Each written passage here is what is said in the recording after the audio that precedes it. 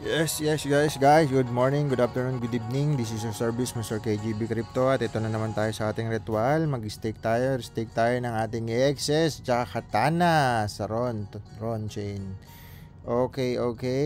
Ito, today is Wednesday, December 27, 3:23 PM na ng hapon, guys. Ilang araw na lang. 2024 na. So, restake lang natin. Medyo bumagsak siya, guys. Pero okay lang yan. Ito, di ba 52 yan? Dami na ulit nagbalikan. So, nagtipi lang sila nung tumaas. As balik lang ulit dito. Ganun naman yan. So, pero tayo hindi ko tinanggal. Kaya tinuloy-tuloy ko lang siya. So, kaya mo na. Ganun talaga. So, ayun. Stick lang natin. Meron tayong 36 AXS. At malapit na. January 17. Second week ng January daw yung BlackRock approval. I don't know. Sana magkatotoo na. Or third week. Pero may usap-usapan nga na aabot daw ng 100,000 pag si Bitcoin pag na-approve na yung ETF. Sana pabor naman yun sa mga holder ng Bitcoin. Syempre pag umangat naman si Bitcoin kasama yung altcoin. Hindi man agad-agad aangat yan pero papunta siya doon. So kumbaga yung market cap niya, ito yung pinaka market cap niya ngayon, 94 ngayon yun.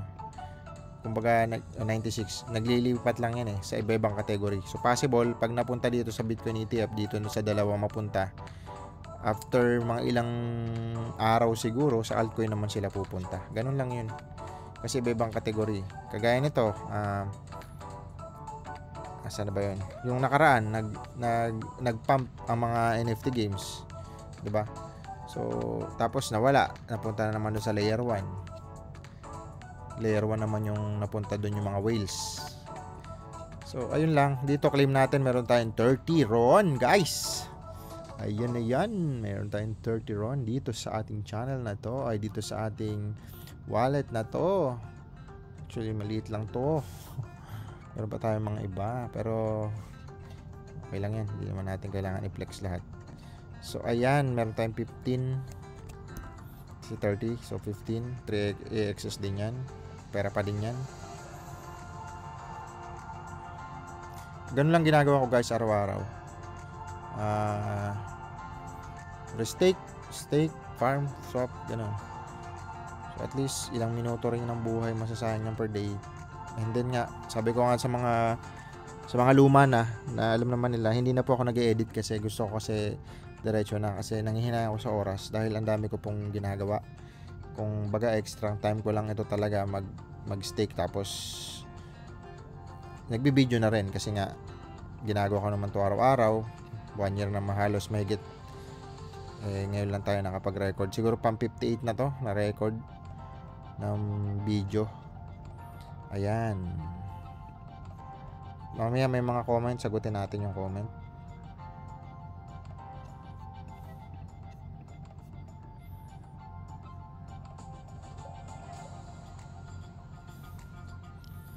So, patapos ito, punta lang dito sa farm tapos may mga followers tayo na na-inspired sila, sumasabay. Pero ulitin ko, guys, kanya-kanyang risk yan Ito, risk ko to, video ko lang pansarili to Hindi ko sinabing gawin yung ginagawa ko kasi kumbaga extra pera ko lang to. Kahit papaano magkanda wala-wala man, mag-rug pull man to, kumbaga okay lang sa akin yun. Pero syempre, sa tagal ko na rin dito, 2015 pa, sa gantong industriya, naranasan ko na mag-bull market, mag-bear market, bull market, bear market. Kada mag-bull market, maraming humahad lang dyan. Iba-ibang balita, gera, ano pa ba? Yun nga, yung COVID, yung recession, yung mga kung ano-ano mga tatakutin ka. Kaya kailangan magbenta. Yung pala sila yung buyer, yung mga ganun, mga market maker ang tawag doon. So, ayun lang. Pero sa dami nga na naranasan ko ng ganun, yung Brexit, lalo na sa Forex, madami, FOMC, CPI. Ang dami mga matatakot ka sa mga news na kung saan magbebenta ka ng asset mo. Pero sa crypto naman, yun nga, naranasan natin mag-bear, mag-bull, bear, bull, bear, bull.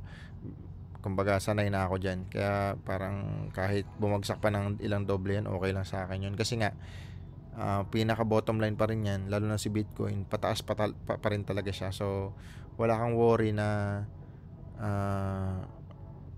kumbaga dahil umuunti at paunti yung supply niya tapos pahirap siya minahin dahil kailangan mo ng super power computer para mamina mo yung mga asset na meron siya, I mean yung token para magka-reward ka. Okay, so alright, sana tayo basa tayo ng mga komento ng ating mga followers. Meron na ba tayong ilan? Check natin. 64 guys. So sa 64 followers natin dyan, shout out sa inyong lahat. Kay Sir Earn 75 per day from home. Mabayos to This video set exponential benchmark. Ano to? Okay. I don't know kung connected ba itong pinagsasabi mo sa video ko. Capacity generally. Okay, so alright. Shout out sa iyo, sir. Sir Jomel Santos. Boss, kilala niyo ba si K-Fred Bruno, yung Pinoy may-ari ng AISMall at BCPay project na crypto? Yes po, kilala ko yan. Kilala ko po yan. Taga Isabela po yan. Okay. So, isa sa mga whales, nakakilala natin yan, si Sir Fred. Si Sir Fred Bruno. Okay, mabait nating kaibigan yan. Si Chops TV 1325, more power. Si Sir Instinct, present sir. Lang mga present natin mga followers. Actually, Sir Axie and Pixel, inalaro ko sa yung opportunity nakapag-farm ng berry at Axie, lalo na palapit na ang bull run. Kaya alam mo na sir Angelo Antonio Aguilar. Okay, bakit may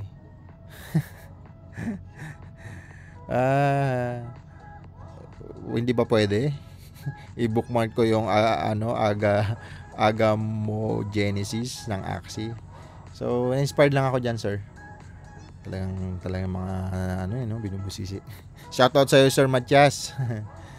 Sir, mali yung tanong ko. Ang ibig kong sabihin, ang platform po gamit nyo na nag-TP, alin po?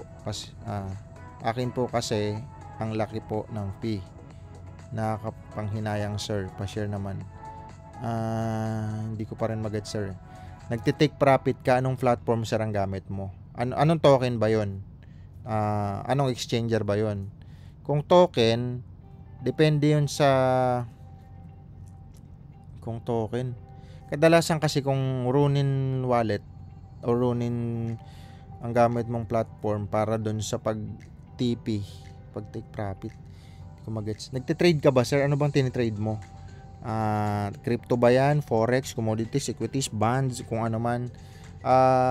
Yung mga fee kasi, kagaya sa local, kunyari sa crypto, mas malaki kasi ang fee ng mga local natin kumpara sa Binance. Napakamura ng fee doon. Kung may token kang hinold, tapos gusto mo ng ETP, take profit mo na, kumita ka na, out mo na. Pwede ka naman dun sa futures ng Binance, yun naman yung magte-trade ka. Hindi ko ina-advise yun kasi hindi ako nagaganon dahil napaka-risky ng trading. Lalo na pag crypto, volatile masyado yan. Ang ginagawa ko lang, nag-hold lang sa spot, hold lang ng mga token, then pag tumaas, benta. So, ganun siya. Pero hindi ako basta-basta nagbebenta. Ngayon, tawag dito, ayun, yun lang. Ngayon sa mga CoinPH, PDAX, or sa iba pang mga platform, actually hindi naman ganun kalaki yan, sir. Maliit lang yan. Kung siguro kumukurot-kurot ka lang, hindi mo kasi ramdam yun, sir, pag sa crypto. Pag sa forex naman, magtitipi ka. Ang broker ko sa forex, tatlo, IC Market, XM at saka FBS. So, pero mas matagal na ako sa IC Market talaga. Pero kung marerecommend ko naman na maliliit yung fee, or saan ba fee? Sa mga spread kasi yun sa mga kung magkano ilan yung spread niya, sa ano yun, sa XM mas okay ako doon kung sa spread ng pag-uusapan, sa pag-out ng taya mo sa forex. Okay, Sa excess naman at saka sa RON, dito sa RON blockchain. Tapos kung sa crypto naman, nag-spot lang ako sa iba-ibang platform gaya ng Gate.io, BitGet, Binance syempre. Yan, nandiyan tayo nag-hold. Tapos pag lumaki yung token natin, tinitipi ko lang tapos binibili ko ulit ng ibang token. Alam mo yung potential. Pero yun yung mga pang trade ko lang na token. May mga token kasi ako na matagal talaga naka-hold. So, lalo ng Ethereum yan, marami tayo niyan, naka-hold lang tayo diyan. And maliban doon sir, wala na. So ayun lang. Okay, second sa ritual. Ito si Sir Matias, nakaka-inspired. Thank you for this. Okay, thank you rin sir. Present Lord, si Sir Franco de Vera. Laging present yan ating viewers. Good morning Sir Silent. Nabasa ko na to nung nakaraan. Shoutout pa rin sa iyo Sir Angelo Antonio Aguilar. So, ayun lang po ang ating video for today. Search na natin, check natin. May mga galawan na, pwede na mag-forex. Gumalaw na kanina. Kahapon, holiday, hindi gumalaw ang market. Pero ngayon, may mga unting galawan lang yan. And ang chinecheck ko Forex Factory on investing.com, makikita mo doon yung mga galawan sa Forex. Kung nagpo-Forex ka nagtitrade ka ng currency, yan. Pero sa crypto naman, iba naman kasi ang crypto. Ito, tumaas si Cake, Pancake Swap yan, Matic, ito si Polygon, Mina Protocol, ASTR, ayan. Si Bonk bumaba. Okay, sa alright, yan, makikita nyo sa Crypto Bubbles yan. Halving, April 17, altcoin season na nga ba? Check natin.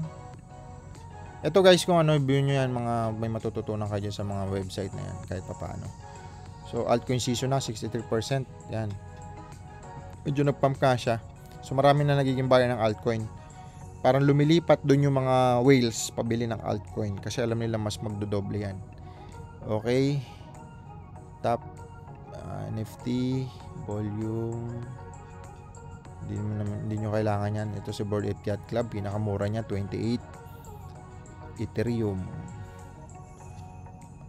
Okay, check natin yung mga gumalaw na dito sa CoinGecko. Ulitin ko, portfolio lang po ito para ma-check nyo kung anong mga token, maaral nyo din, tapos makapag-add kayo ng asset nyo sa sarili nyong portfolio. Maglalagin lang kayo dyan para magkaroon kayo ng sariling portfolio at ma-monitor nyo yung mga token nyo kung tumaas bumababa, nag-profit na ba kayo, hindi, ganun. Gusto nyo nang i-out, mas mabilis nyo makita guys kasi naka-isang platform lang yan, naka-isang URL lang siya. Tapos ayun na, check natin si Bitcoin 2.3 pa din. Si Matic, grabe, nakapag-out tayo dyan nung 45. Nag-58 siya guys. Binili ko kasi yung nasa 2.5 million. Binili ko yung OP. Optimism, sorry. So, ayun, tumaas si Matic. Ayan. Tumaas din to. Tumaas na naman to si Tao. 14,000 lang to. So, ayun. Nasa na tayo? Unlock.